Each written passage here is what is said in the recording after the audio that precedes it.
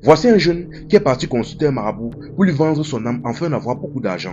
Mais le marabout lui fait comprendre que quelqu'un l'a déjà vendu depuis longtemps. Histoire vraie. L'affaire se passe en Côte d'Ivoire.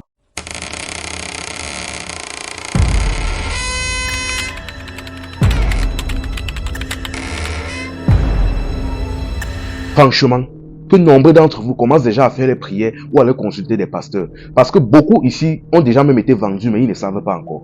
Le jeune ici en question s'appelle Jack. Mais passons d'abord à son ami Martin.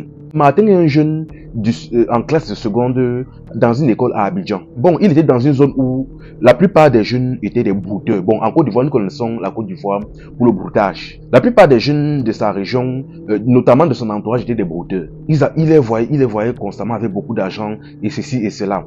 Ce qui fait donc que ça a commencé un peu à l'attirer et il avait aussi envie de cette vie-là. Sauf que lui, il ne voulait pas faire du broutage. Il a voulu aller directement au niveau supérieur, avoir un bédou magique ou plus communément appelé porte-monnaie magique. Il a donc causé de la situation avec un de ses amis qui était aussi intéressé par la chose. Et eux deux ont commencé à faire des recherches. Dans leurs recherches, donc, ils ont donc entendu parler de deux marabouts qui étaient apparemment experts dans la chose. Ils sont donc partis donc consulter le premier marabout. Sauf que le premier marabout les a regardés, il a dit que non, vous êtes beaucoup trop jeunes, c'est dangereux, je ne peux pas vous mettre dans ça. Ils ont dit que ok, ils sont quittés. C'était d'abord des jeunes de seconde, des enfants.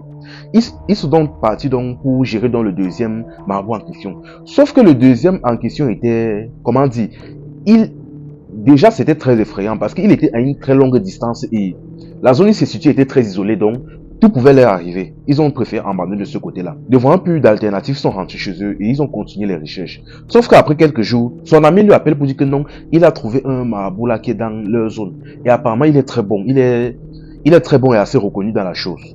Il a dit que tu es sûr, il a dit oui. Ils sont donc donné rendez-vous pour aller rendre visite au marabout en question. Quand ils sont donc arrivés devant la demeure du type en question, il était assis devant sa porte, sauf qu'il était habillé assez simplement.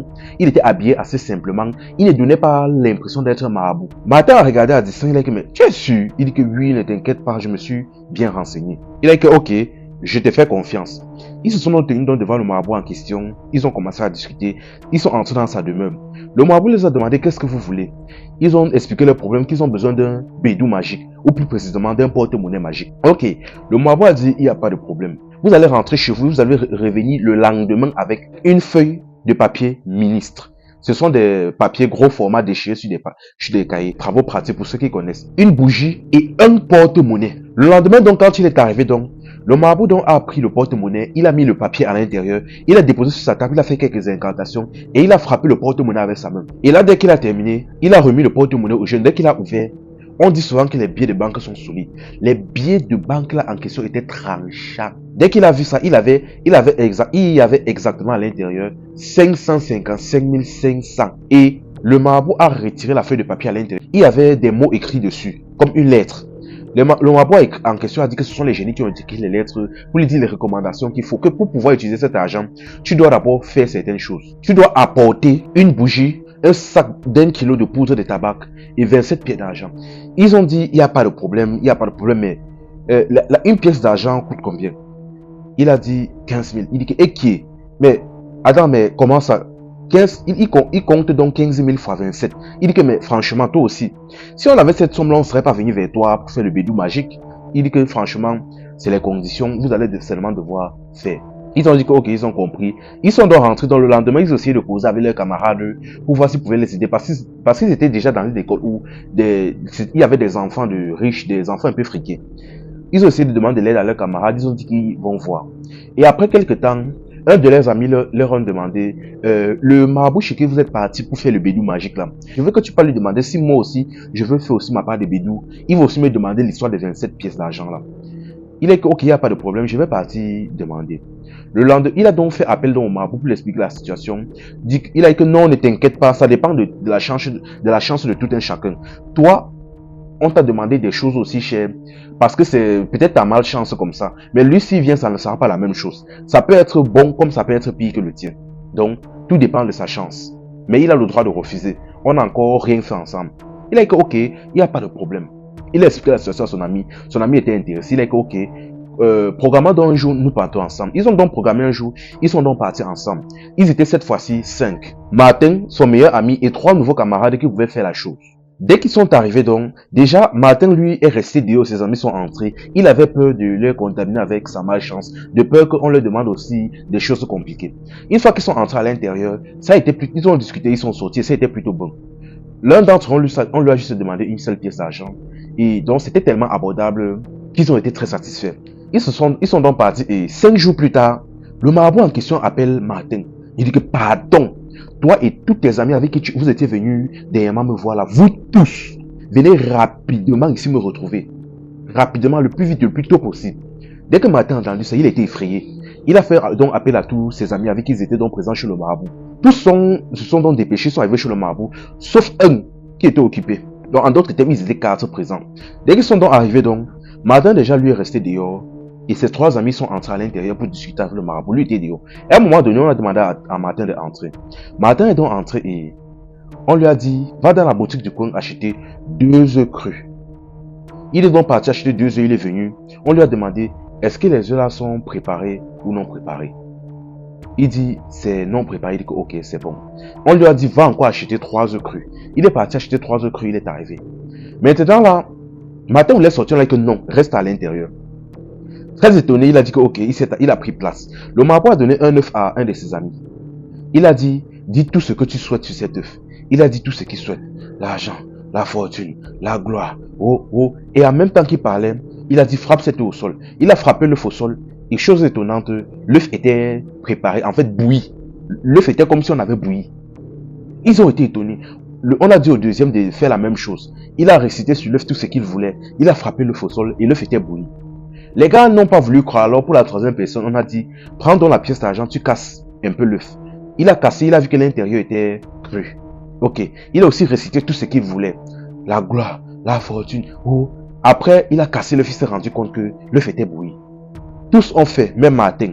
Après ça, maintenant, il a dit, bon, ce qui se passe, c'est que vous devez savoir que l'un de votre ami, celui-ci en question, qui s'appelle Jack, dans le processus, je me suis rendu compte que on l'avait déjà vendu. Ce qui se passe, c'est que sa grand-mère l'avait déjà vendu. Il a été vendu par sa grand-mère. Et ce qui se passe donc est que lorsque j'ai voulu faire les incantations, ils s'en sont rendus compte. Ce qui fait donc que actuellement là, la situation est grave.